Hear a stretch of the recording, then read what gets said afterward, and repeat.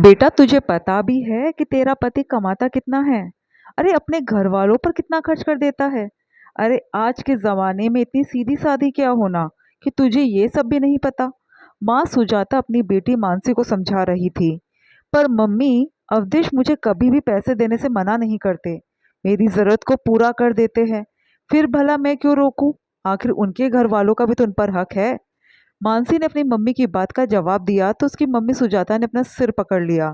अरे कैसे समझाओ तुझे? तू तो नीरी गवार की गवार ही रही, बिल्कुल अपने पापा पर गई है। क्या मम्मी, क्या फालतू की बातें बोले जा रही हो? आखिर कुछ दिन के लिए आई हूँ तो ये फालतू की बातें क्यों कर रहे हो? चलो ना पहले की तरह बाहर घूम कर आते हैं। मानसी ने कहा। तो बस घूमने फिरने में ही लगी रहना। जब कुछ नहीं बचेगा तो पछताते हुए मत आ जाना मेरे पास।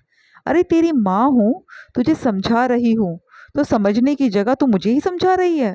सुजाता जी ने चिढ़ते हुए कहा। क्या मम्मी, मैं जब भी आती हूँ आप यही बातें बोलने लग जाती हो। मेरे ससुराल में कहीं कोई कमी नहीं है। मेरे पति अच्छा कमाते हैं और मेरी ज़रूरतें भी पूरी कर देते हैं। मेरे हाथ में पैसा भी रखते हैं। फिर भी क्यों आप पीछे पड़ी हो? आपकी बेटी तो खुश है ना? और वहां से उठकर अपनी दादी के पास पूजा घर में चली गई। ये देखकर सुजाता जी ने अपना सिर पकड़ लिया। बस चली गई अपनी दादी के पास, उनकी पूछ बनी हुई है। अरे इसके भले के लिए कहती हूँ, लेकिन इसे तो कुछ भी समझ नहीं आता। आखिर है तो इसी खानदान की। सुजाता जी को बड़बड़ाते हुए देखकर उनके पति सुधीश जी बोले। क्यों उसे बेवजह की कुबुद्धि दे रही हो? अरे अच्छी शिक्षा नहीं दे सकती तो बुरी शिक्षा भी मत दो। बेवजह बेटी को घर तोड़ने के तौर तरीके बताती रहती हो। तुम तो ना ही बोलो तो ही अच्छा है। तुमने और तुम्हारी माँ ने तो मुझे हमेशा दबा कर रखा। पर मैं नहीं चाहती कि मेरी बेटी भी अपने ससुराल में यूं दब कर रहे। सुजाता जी हाथों को नचाते हुए बोली। पता नहीं क्या दब कर रहती हो। सारी तनख्वाह तुम्हारे हाथ में लाकर रखता हूँ। सारा हिसाब किताब तुम्हारे हाथ में है। पर फिर भी पता नहीं किस गलतफहमी में रहती हो। सुदेश जी धीरे से बोले। जानते थे कि अगर सुजाता जी ने सुन लिया तो अभी के अभी घर में हंगामा हो जाएगा। सुजाता जी का स्वभाव शुरू से ही ऐसा था। खुद भी कभी अपने ससुराल वालों से उन्होंने बनाकर नहीं रखी। उनके पति अपनी सारी कमाई उनके हाथ में ही लाकर रखते थे। पर फिर भी उन्हें ये गलतफहमी रहती थी कि चोरी छुपे वो अपनी माँ को कुछ ना कुछ दे रहे होंगे। और इसके लिए उन्होंने घर का माहौल भी काफी बोझिल कर रखा था। रोज किसी ना किसी बात को लेकर घर में हंगामा हो ही जाता था। जबकि उनकी सास के पास तो पेंशन का सहारा था। मानसी शुरू से ही घर में ऐसे लड़ाई झगड़ा वाला माहौल देख रही थी। पर साथ ही ये भी देखा था कि दादी ज़्यादा कुछ कहती नहीं थी। जितना उनसे बन पड़ता था वो उतना ही काम करती थी और शांतिपूर्वक अपना पूजा पाठ में मगन रहती थी। इसलिए मानसी को अपनी दादी का साथ ज़्यादा अच्छा लगता था और वो अक्सर अपनी दादी के पास ही रहती थी। इसलिए सुजाता जी को लगता कि मानसी अपनी दादी के पीछे लगी रहती है। दादी मानसी को उसके खिलाफ भड़का रही है, जबकि दादी तो उसे बहुत अच्छी अच्छी बातें सिखाती थी। मानसी को अपनी माँ के नज़दीक देखकर सुदेश जी को भी तसल्ली हो जाती थी कि कम से कम बेटी गलत चीज़ें तो नहीं सीख रही है। दादी उसे अच्छे संस्कार ही दे रही है।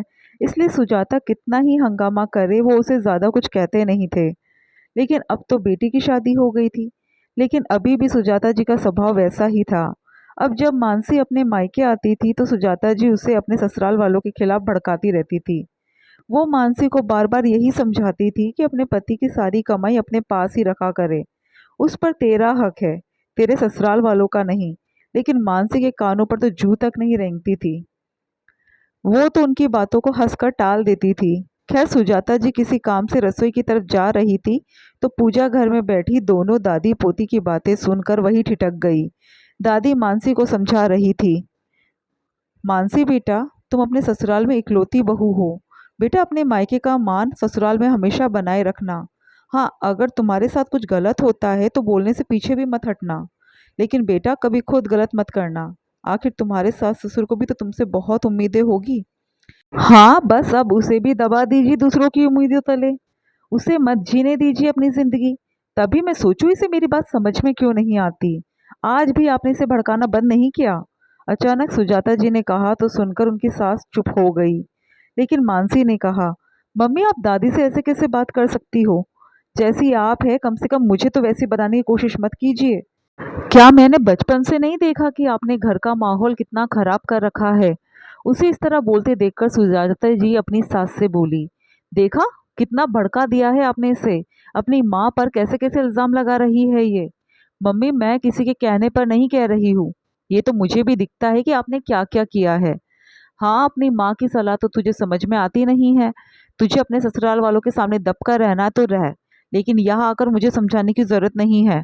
वो भी इस औरत के लिए जिसने कभी मेरा घर नहीं बसने दिया। बहू तेरा कौन-सा घर मैंने नहीं बसने दिया?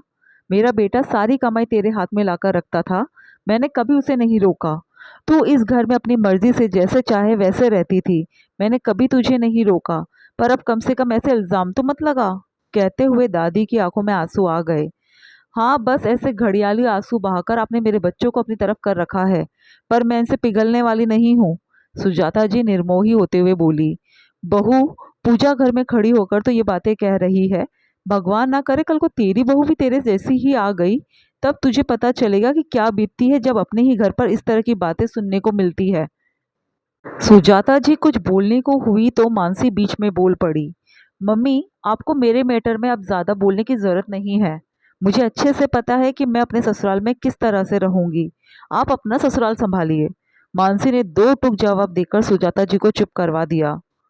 सुजाता जी को मानसी से इस जवाब की उम्मीद नहीं थी। उन्हें तो आज भी यही लगता है कि उनके घर वालों ने, खासकर उनकी सास ने, उनकी बेटी को उनके खिलाफ भड़का दिया।